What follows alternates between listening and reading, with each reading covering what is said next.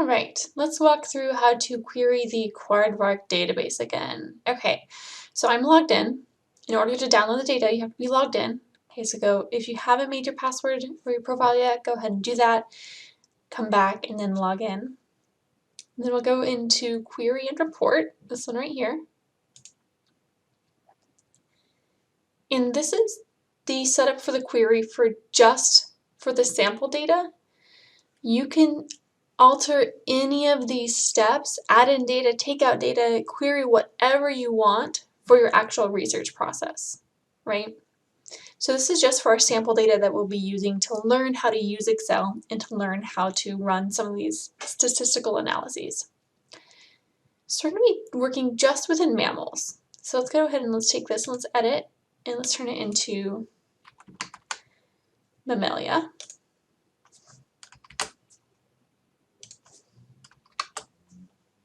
Okay, and then we'll click save.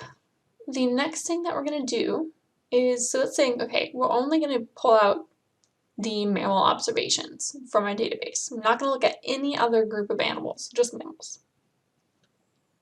So we want some information, we're trying to gather some information about mammals. Let's add in some data. Okay, so how I got here, so we click add more data. And then we want to know some of their mass.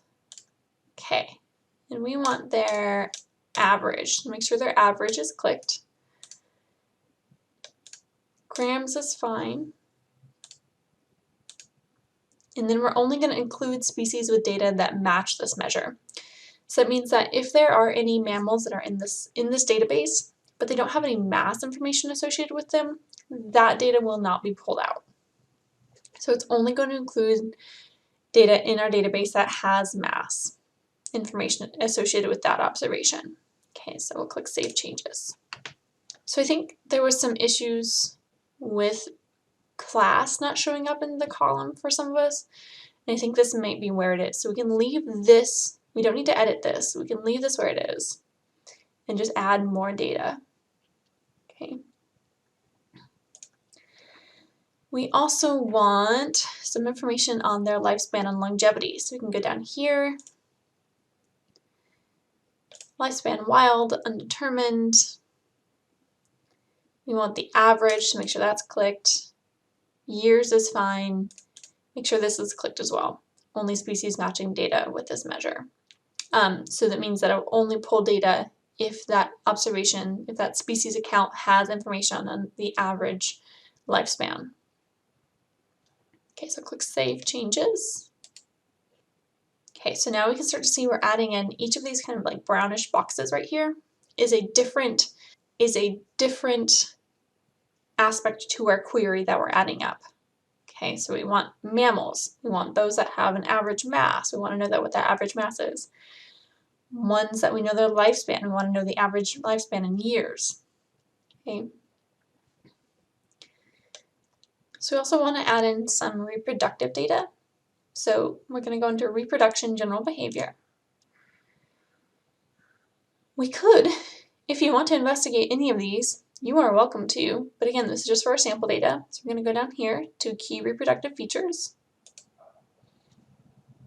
Okay, for us, I find it easier to look at the data if each keyword is reported in their own column. So that means that it will report yes if that animal is a year-round breeder. It will report in a different column yes if that animal is a seasonal breeder. Okay. You then want to click Include Species with these keywords. So that means that if a species account doesn't have seasonal breeder or year-round breeder indicated, it will not pull that information. Okay. Save Changes. All right, and then we want to know some information about what they eat. So now let's go into Add More Data. We want their food habits. And we want to know their primary diet. Again, report keywords in their own column. We want to know all animals are carnivores. herbivores, and omnivores. Again, only include species with these keywords. And then click Save Changes. Okay, so this is what, again, this is just for the sample. For your actual research project, you can investigate basically anything you want as long as we have the ability to run the statistical analysis to evaluate that data.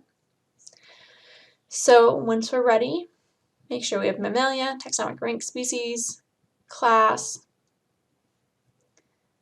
physical descriptions, mass, average, lifespan, average, reproduction, seasonal breeder, a year-round breeder, food habits, carnivore, herbivore, and omnivore. For us, this is all we're going to use for our sample data. So we'll click Submit.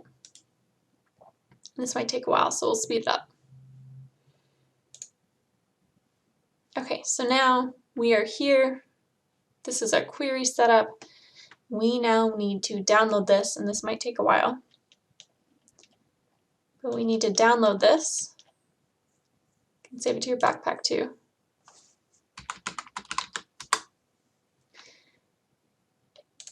And this is going to take a while, so we'll come back in a few minutes once it's downloaded.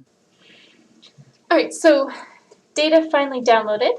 So let's do a quick little setup. Some tricks that I like to use when I'm working with data to make it easy to manipulate it. So I like to wrap this text so that way you can see it all. Your columns don't have to be super long. I also like to organize my data as a table. Ooh. Sorry for getting background noise. It's thundering and lightning and raining really hard here, so.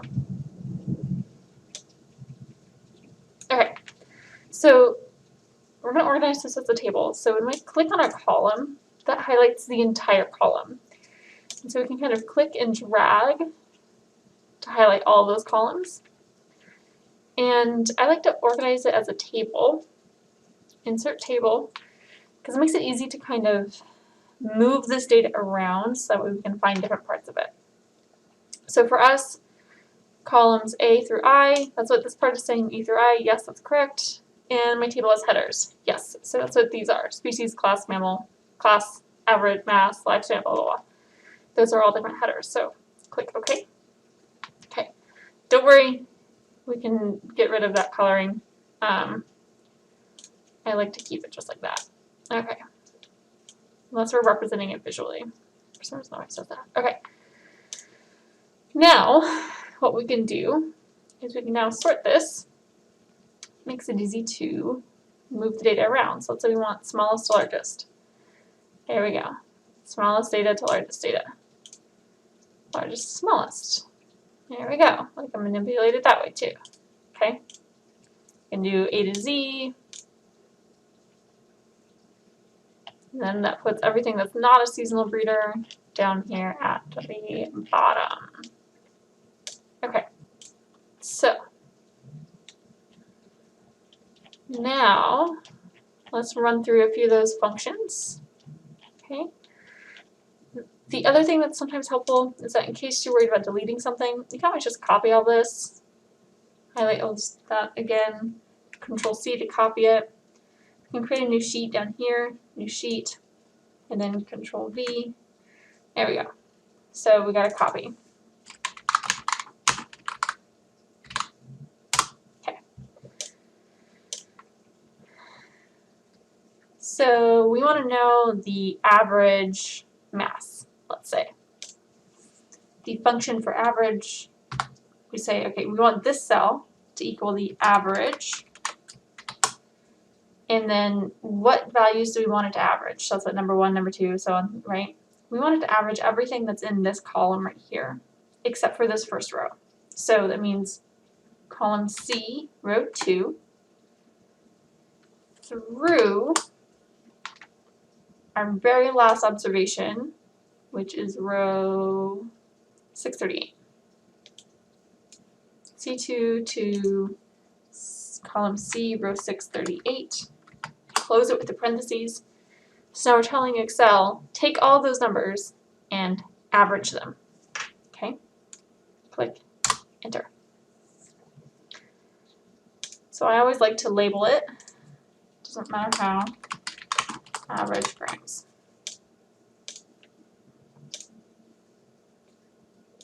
Average mass. Okay. Let's say we want to know the total number of observations that we have here that are carnivores, right?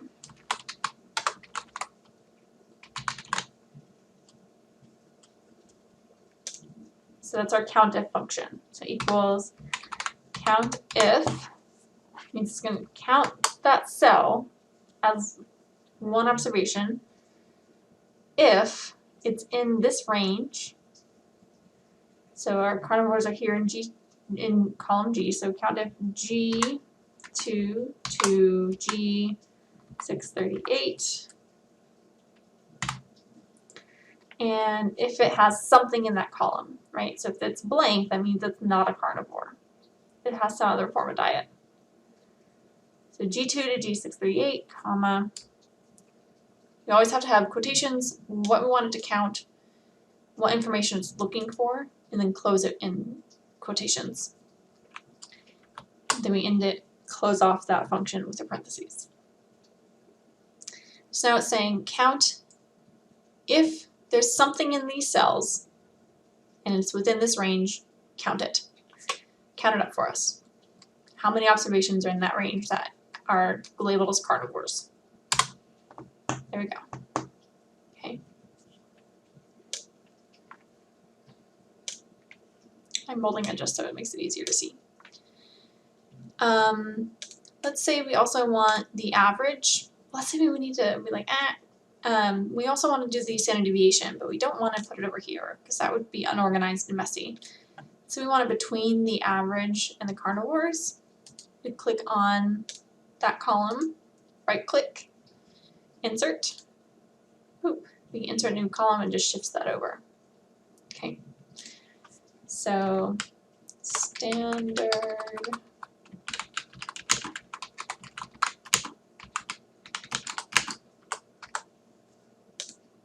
deviation. Remember, standard deviation is a measure of the spread of our data. Is it really all tightly clustered together, or is it very widely spread out? For us, the standard deviation is probably going to be pretty spread out because we got everything in here from like the tiniest mouse to the biggest whale. So this is a very helpful observation, but that's okay. So a STEV, standard deviation, parentheses. We're doing the mass again, so that's C2 to C638, close parentheses, and enter. There we go. Okay, so that's some of the basic Excel functions, and we played around with some graphs too, so play around with those. And that is our mammal sample data that we'll be using for part 1, part 2, and part 3. After that, you're going to investigate any question that you want about animals with this database. So it's a pretty powerful database. So start thinking about what types of things would you like to ask.